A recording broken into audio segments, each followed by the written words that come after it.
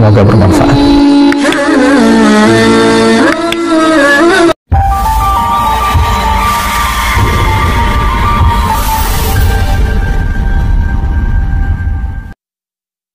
Assalamualaikum warahmatullahi wabarakatuh.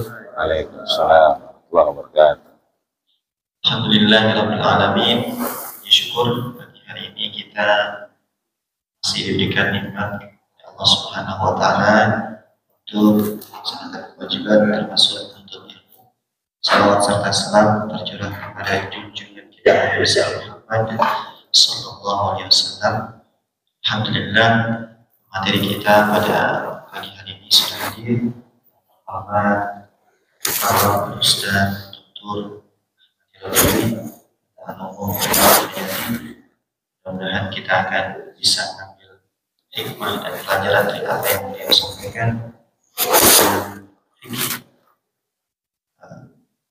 Langsung saja kami persilakan kepada para tutur dari Al-Yatafadhal Mashkuran. Bismillahirrahmanirrahim. Assalamualaikum warahmatullahi wabarakatuh. Alhamdulillahilladzi tatimmu bi ni'matihi shalihat. Wassalatu wassalamu ala sayyidis sadat wa ala alihi wa ashabihi ahlul fadaili wal karamah. Allahumma salli wa sallim ala sayyidina al-hadi min ad-dhalal wa ala alihi wa ashabihi alladhina yattasifuna bi mahasinil akhlaqi wal a'mal. Asyhadu an la ilaha illallah wahdahu la syarika lah. Iyyahu na'budu wa iyyahu nasta'in. Wa asyhadu anna sayyidana Muhammadan 'abduhu wa rasuluh al-mab'uts rahmatan lil 'alamin. Qala Allah Ta'ala fi muhkami tanzilih wa huwa a'lamu bi muradih. Wa in kuntum junuban fattaharu. Wa yaqulu subhanahu wa ta'ala ya ayyuhalladzina amanu taqullaha haqqa tuqatih wa la tamutunna illa wa antum muslimun.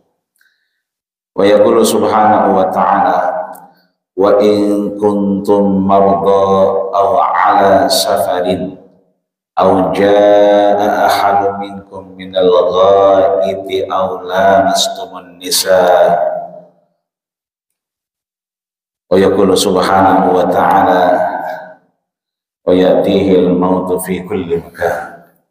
Shadaqallahul azim wa shadaqa rasuluhun nabiyul karim wa nahnu ala dzalika minasyahidin asyakirin walhamdulillahi rabbil alamin. Amma ba'du fa ya ibadallah usikum wa iyaya nafsi bitaqwallah wa ta'atihi la'allakum tuflihun. Para guru, para orang tua, para sepuh, para bini sepuh, bil khusus imam kita yang sudah mengimami kita luar biasa di tengah hujan yang alhamdulillah menggoda iman. Cuacanya sejak kemarin sampai hari ini Allah berikan kita nikmat, mudah-mudahan Allah menja'al sayyiban nafi'an. Kena air hujan bukan sakit tapi tambah sehat, mudah-mudahan, amin ya rabbal alamin. DKM Masjid Al-Muhsinin serta yayasan, seluruh para orang tua, para guru yang tak disebutkan namanya satu persatu, mudah-mudahan kita semua bagian yang mendapatkan rahmat dari Allah Subhanahu wa ta'ala, amin ya rabbal alamin. Salawat dan salam semoga tetap dicurahkan kepada baginda kita, junjungan kita Rasulullah sallallahu alaihi wasallam. Mudah-mudahan kita bisa terus, yang disampaikan imam kita adalah mencari ilmu, mendapatkan ilmu, mendapatkan rahmat dari Allah Subhanahu wa ta'ala, dan mudah-mudahan kita mampu menghadap Allah Subhanahu wa ta'ala dengan ilmu yang bermanfaat, amin ya rabbal alamin. Sampailah kita di bab menyapu sepatu. Jangan dibayangin megang sapu, jangan ya.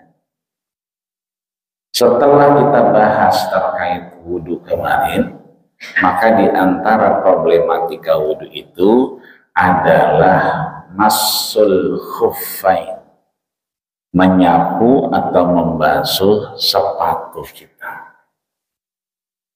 Hari ini beda dengan Sabtu-Sabtu sebelumnya. Sabtu-Sabtu sebelumnya tidak terlihat pasar pagi jas hujan. Kalau sekarang udah kayak pasar pagi jas hujannya. Yang biru, yang merah, yang oranye, apalagi itu, hitam, berjejer di pagar masjid kita. Udah kayak pasar pagi. Karena memang cuacanya, tapi syukur alhamdulillah, ya emang sih sorbannya tebal-tebal, agak dingin kayaknya. Tapi di beberapa tempat itu luar biasa. Bukan hanya hujan begini, tapi kaki kita nggak sanggup, cuma ditutupin gamis, ditutupin kain sarung, ya, menggigil kita. Maka ada yang namanya khuf. Khuf ini sepatu tapi bentuknya tidak ada alasnya, menempel di kaki, terbuat dari kulit, dan biasanya dia digunakan untuk menghangatkan tubuh kita. Kalau Bapak Ibu, ayahanda, bunda masih ingat umroh atau haji, mungkin melihat pemandangan itu. Lagi sujud, ada yang pakai sepatu, ya, itu sepatu atau kaos kaki. Ya. Apalagi kalau kita di Madinah, itu luar biasa. Ya, kalau di Madinah subuh begini, kita ngomong begini, keluar asap. Ya. Kalau di Mekah tidak. Maka lebih sering kita lihat khuf itu di Madinah. Bahkan kalau di Madinah itu hampir pusat perbelanjaan itu subuh bukannya. Kalau kita mungkin cari orang Arab susah bangun subuh, justru di Madinah itu mereka terbangunnya sebelum subuh. Nah, itu banyak kita lihat khuf. Maka di sini disampaikan oleh Syekh Sulaiman Rashid, mata Allah ta'ala hayatihi bima fihi min ulumihi wa anna allaha yataghammadi rahmah. Mudah-mudahan Allah curahkan rahmat kepada beliau, segala amal ibadah beliau menjadi jembatan ridha Allah Subhanahu wa taala, dan kita yang membaca kitabnya mudah-mudahan insyaallah mendapatkan keberkahan dan ilmu bermanfaat. Biniatul qabul wal maqbul wa ila hadratir Rasul sallallahu alaihi wasallam. Al-Fatihah. A'udzubillahi minasyaitonir rajim. Bismillahirrahmanirrahim. Alhamdulillahirabbil alamin arrahmanir rahim maliki yaumiddin. Iyyaka na'budu wa iyyaka nasta'in ihdinas siratal mustaqim. Siratal ladzina an'amta 'alaihim ghairil maghdubi 'alaihim waladdallin. Maka disampaikan oleh Syekh Sulaiman Rashid, halamannya silahkan dilihat kalau saya 46, setelah hal-hal yang membatalkan wudhu yang sudah kita bahas kemarin. Kalau yang lain mungkin cetakan baru atau kitab yang baru mungkin berbeda. Orang yang memakai sepatu, ya tanda kutip tadi, dipakai buat sholat, pakai aktivitas, bahkan bisa 2-3 lapis. Dulu waktu kita sekolah di Mesir itu, kalau sudah begini, itu nggak cukup pakai 3, kadang 4. Pakai baju gini, pakai jaket, kadang-kadang bisa 5 lapis. Ada beberapa teman, nggak dingin kok, nggak dingin, biasa aja. Iya, semester pertanyaannya nggak dingin. Ya, udah semester akhir baru berasa tulang-tulang itu kayak remuk. Artinya nusuknya ke tulang. Memang itu dibutuhkan. Bahkan kalau kita lihat di Madinah itu sampai muka-muka kayak topinya orang Jepang. Kalau dipakainya terus menerus, apakah kemudian cara berwudunya dilepas atau tidak? Maka Syekh Sulaiman Rashid menyatakan boleh, boleh menyapu atau mengusap bagian kedua sepatunya khuf tadi dengan air saja, disapu saja, diusap saja tanpa melepasnya. Kalau itu terus menerus, tentunya dengan syarat dan ketentuan yang berlaku dalam aktivitas kita bersuci, yaitu berwudu. Jadi apa yang ada di wudu itu berlaku di khuf. Permasalahannya kembali, sampai kapan kita boleh membasuh, boleh menyapu sepatu kita atau khuf kita. Beliau menyatakan lama masa, artinya bahwa periode yang diperbolehkan adalah sehari semalam lil mukimin, bagi mereka yang mukim. Ini kita semua mukim, ya, sehari semalam. Artinya kalau subuh ini kita berkhuf, itu boleh tidak dilepas zuhurnya, asarnya, maghribnya, isyanya sampai subuh esok. Tapi zuhurnya udah nggak boleh, harus dilepas, harus dibasuh sedingin apapun. Karena kita mukimin, kita ini orang yang tinggal. Adapun 3 hari lil musafirin, 3 hari buat yang musafir. Apa itu musafir? Perjalanan 89 km. Gimana cara tahunya? Gampang. Ya, sekarang udah naik tol semua, dilihat aja ini kilometer berapa. Nah, deket kok, cuman 3 jam.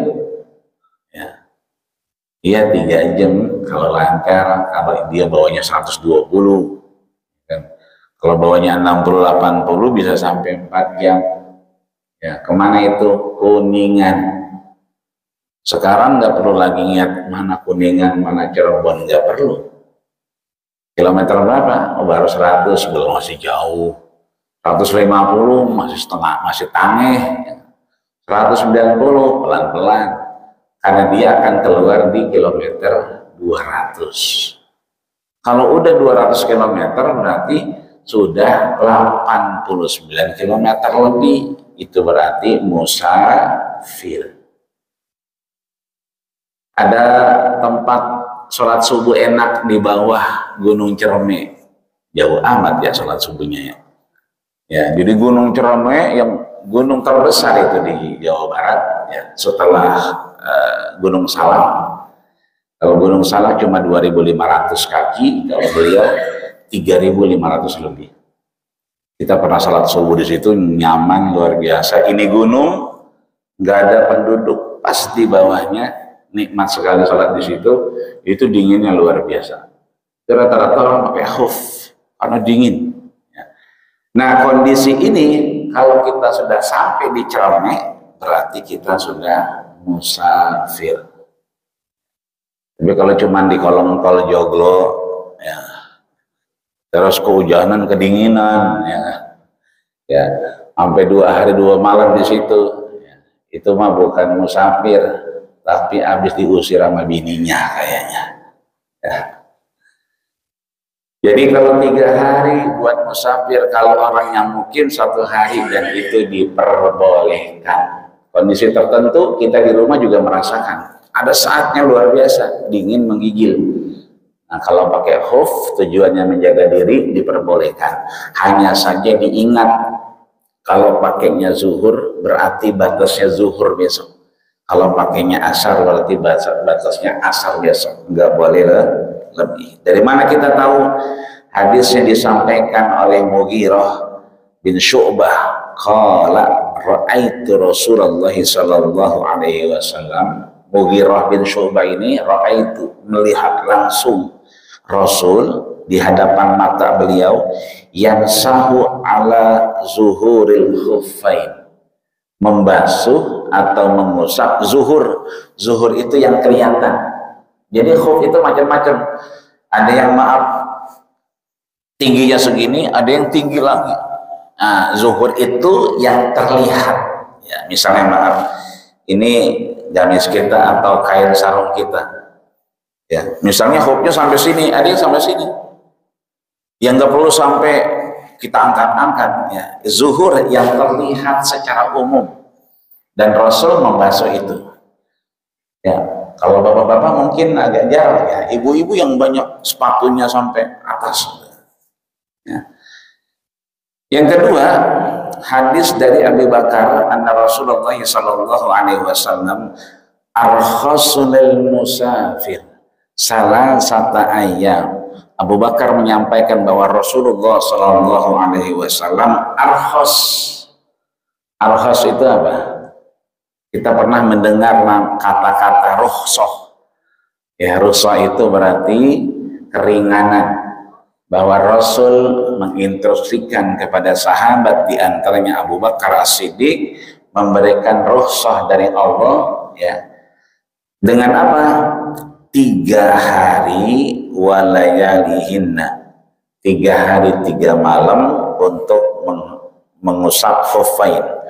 Walil mukim yauman walailatan, dan orang yang tinggal yang mukim tidak musafir sehari semalam. Idza tatahhara fala bisa khuffaihi ayam saha alaihim. Kalau udah niat pakai khuf, maka yang dibasuh bukan kakinya, tapi khufnya.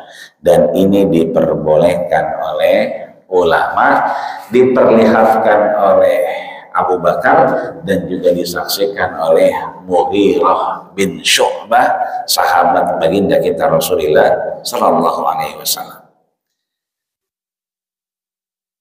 Selanjutnya adalah syarat-syarat memakai khuf, membasuh atau mengusap khuf sepatu kita. Ada 3 syaratnya. Yang pertama, kedua sepatu itu hendaklah dipakai dalam keadaan suci. Makanya pembahasannya setelah wudhu. Jadi jangan asal pakai, wudhu dulu, ya, baru kemudian kita pakai khuf. Zuhurnya masih 5 jam lagi, taruh 6 jam. Wudhunya dari sekarang, nanti habis kajian wudhu pakai khuf. Sholatnya masih 5 jam lagi, boleh nggak? Sah nggak wudhunya? Sah, boleh. Ya. Yang nggak boleh apa? Nah, kalau batal atau bab setelahnya nanti, apa itu? Ada iklan lewat, nantikan setelah ini. Iklannya nanti maksudnya. Artinya ada bab setelah ini yang nggak boleh kalau pakai khufnya sekarang. Tanda kutip bukan berwudu, tapi toharoh dengan cara yang lainnya. Jadi harus kemudian dia bersuci. Ya, dalilnya tadi, ya, Ibnu Khuzaimah, Daruqutni, kemudian Abu Bakar, kemudian Syu'bah bin Mughirah. Kedua, sepatu itu hendaklah panjang, menutupi mata kaki yang wajib dibasuh. Artinya ada yang bentuknya tipis, pendek. Jangankan khuf, kaos kaki sekarang itu cuman bawahnya doang ketutup. Ya. Mata kakinya nggak ketutup. Kenapa? Kosnya mahal. Semakin panjang, semakin lebar, bahannya semakin mahal. Maka dibuat seminimalis mungkin sehingga kosnya terkejar. Ya. Makanya 100.000 3, bahkan ada yang 10.000 3. Ya. Untuk ngejar itu, maka khuf kemudian tidak bisa pada kondisi yang tidak menutupi mata kaki, maka harus menutupi mata kaki, karena yang wajib dibasuh kaki sampai mata kaki. Yang ketiga, kedua sepatu itu kuat, ya, dan bisa dibawa berjalan jauh dan terbuat dari benda yang suci. Kalau Bapak Ibu lihat di YouTube orang sa'i, itu banyak yang pakai. Satu dingin, kedua dia musafir, ketiga agar kakinya nggak kram, jadi agak lebih landai. Nah, itu haruslah terbuat dari benda yang suci. Maka dipastikan kulitnya, ya.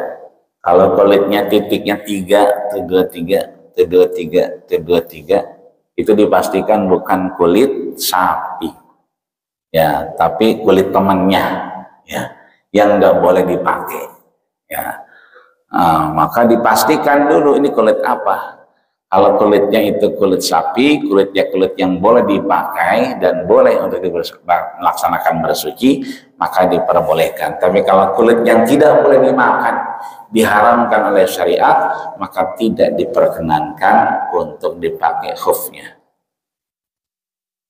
Selanjutnya yang membatalkan menyapu sepatu atau membasuh. Pertama, ya, apabila keduanya atau salah satu di antaranya terbuka, ya, salah satu di antaranya terbuka, maka ulama menyarankan tidak ada ruang.